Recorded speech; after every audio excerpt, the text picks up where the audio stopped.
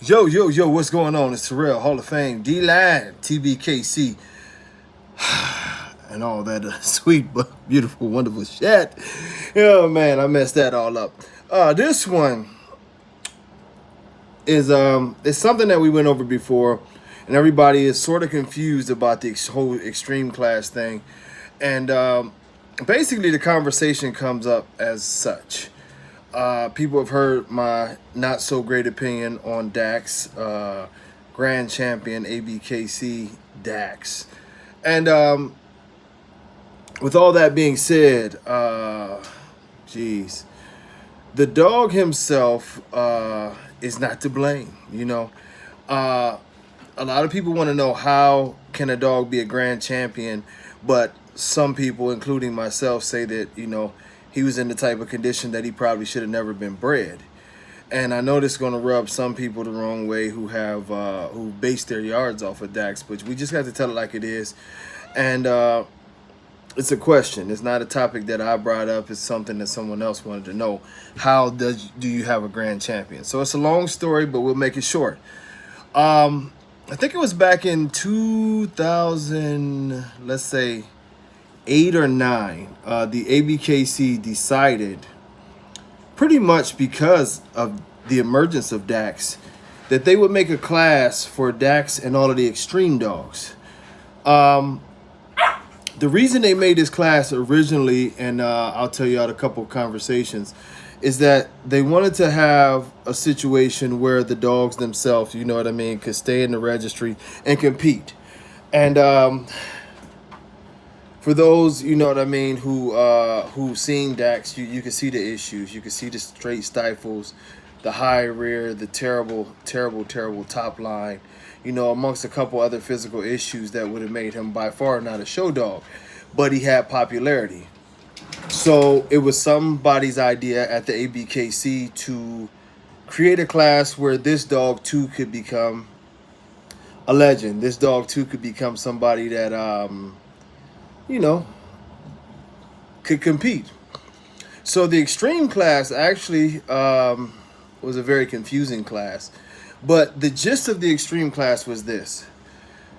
You could have high rears in the extreme class. You could have bad feet. You could have a bad top line. You could have bowed elbows. You could have loose skin.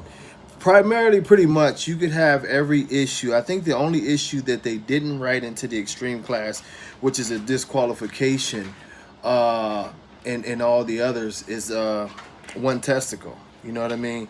So the one testicle thing was the only issue. You know what I mean? That they decided to not let in. Well, with all that being said, you had a dog like Dax go in and grand champ. And of course, it's sort of a joke when you can have, it's just a popularity contest at that time. You can have a dog with every issue turn out to be a champion, but it was because he was the face of a movement. And at this time, the ABKC was making money off of it. For those who remember, at this time, God rest his soul, Ed Shepard was a judge at the ABKC. So it was more so of a thing to say, without trying not to be too harsh, they just basically said, we're going to create an avenue for screwed up dogs so we don't lose out on their registration papers. And that's what they did, along with Dax. It wasn't just Dax, by the way, but the question was, how did Dax become a grand champion? It was many dogs that came into that extreme class. And it sort of blurred the lines, because some dogs they wanted to call extreme that were just really big. And they allowed them to become extreme champions, but at the same time, it didn't disqualify the dogs who were really big or had a look about themselves, but were very, very, not good conformation dogs. You could have, kink tails, you could have bad bites, I name it, they could have it.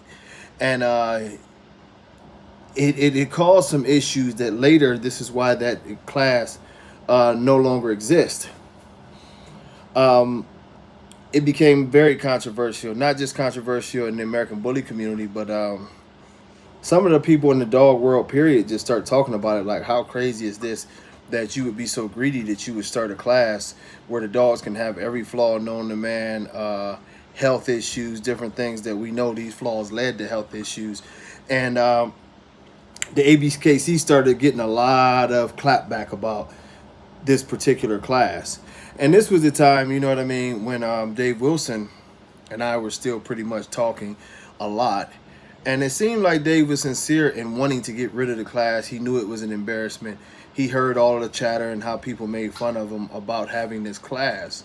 And even at this time, and it's an old radio show that's probably not even up anymore, but you know, he talked about how those type of dogs were gaining popularity and that they were going to use those type of dogs. Basically, the reason why they wanted them around is because they would expand the American Bully worldwide with their popularity and basically the way that money was being thrown around with those dogs, that it would help pull the whole breed up, that the other dogs weren't going anywhere. He was trying to, the whole idea of that was to put them just in their own class. And this was on the radio show what he said. Later, you know, in private, what the conversation was originally, you know, and I don't know which story to get, but I'll say the stories that we had in private were probably more realistic. Dave at that time, you know, he told me is that basically he was like, you know, they're erasing the breed, you know. And he said, you know, what has to happen is he's like, man, we got to get them into their own small little bubble to where all of these so-called extreme dogs are in one class, and eventually we'll make that a breed and yada, yada, yada. And we keep them away from all the other American bullies, because right now the real American bully is going to go extinct if we keep it at this pace, which I definitely sort of felt him on that. I didn't like the idea of having a class. I was like, just ban them. You know, just go through and ban those type of dogs. But that type of logic made more sense to me at that time. So this is when, you know, we start having the conversations about getting rid of the extreme class, and the best way to get rid of it. Puppies are crazy. But the best way to get rid of it, and, you know, what needed to be done. Well, with that being said, they did get rid of the extreme class. It was a lot of hard, and that would be a whole nother video. We need 30 or 40 minutes on that video, probably longer, where, you know, Ed Shepherd ended up going and starting his own thing. The Daxline thing just sort of took over. And that, and in hindsight, I believe that Ed going on to start his own registry and really claiming the extreme thing, at that time, I think the ABKC thought that this is a power move, that not a power move, but a necessary move for us to separate ourselves from them, because we're helping push them. And of course, with Ed being the king of the extreme and the Daxline, his thing was taking off. And the ABKC sort of had to pick a lane after that.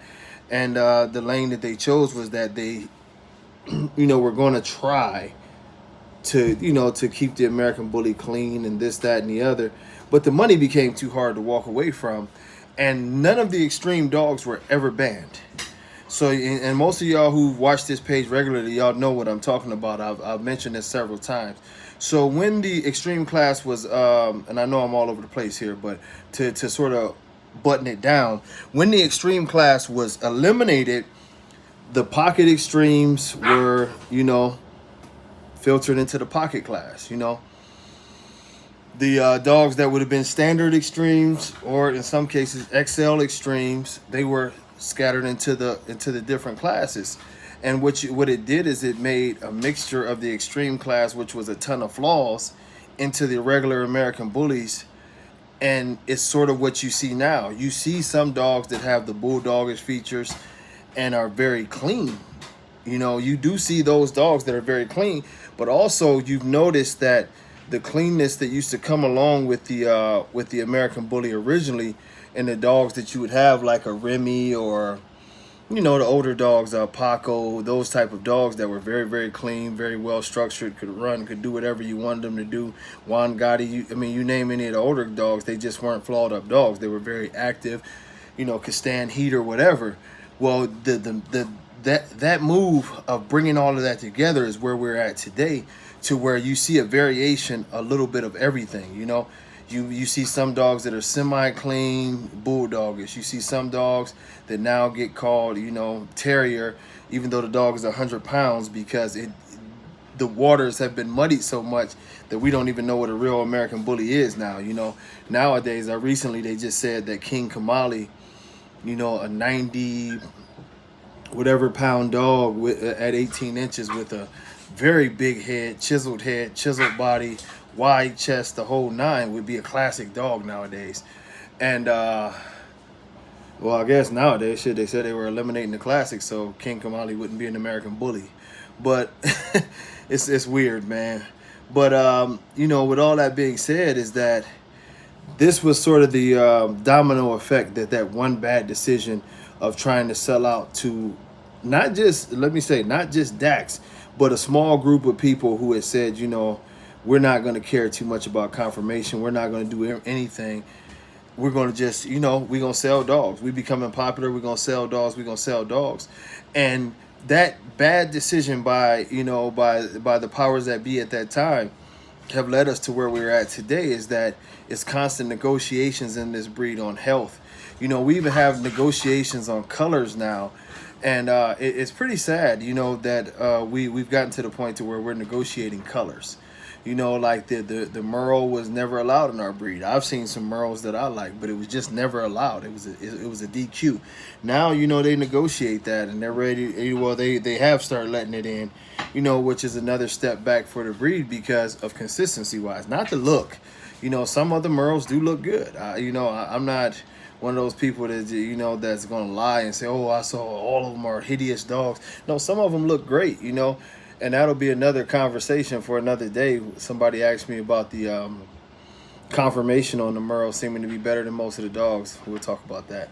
But the thing of it is that one decision has now changed the course of the breed over the last, let's say, 13, 14 years, to where it's a bad situation, because they always say if you take a bucket of white paint and you put in one drop of black, that bucket of white paint will never be white again. And that's very much so what happened with the American Bully. Not that it was that pure or anything of that, but what happened is that now the bad genetics that came from that extreme class that should have been banned early have so strongly infiltrated the American Bully breed, is that the breed itself has been set back.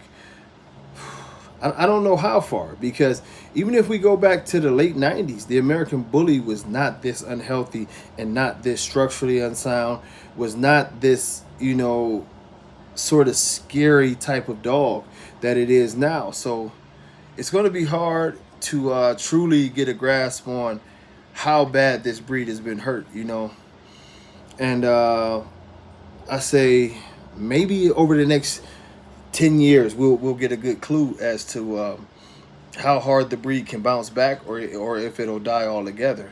Right now it's a serious situation as to far as where, my thing is I'm just trying to separate the breed. The people who want to breed extreme unhealthy dogs with all these other issues, you can breed those, and that's fine, but we have to draw a line, and we have to start trying to bring this breed back together as far as conformation and health, or it won't survive, period.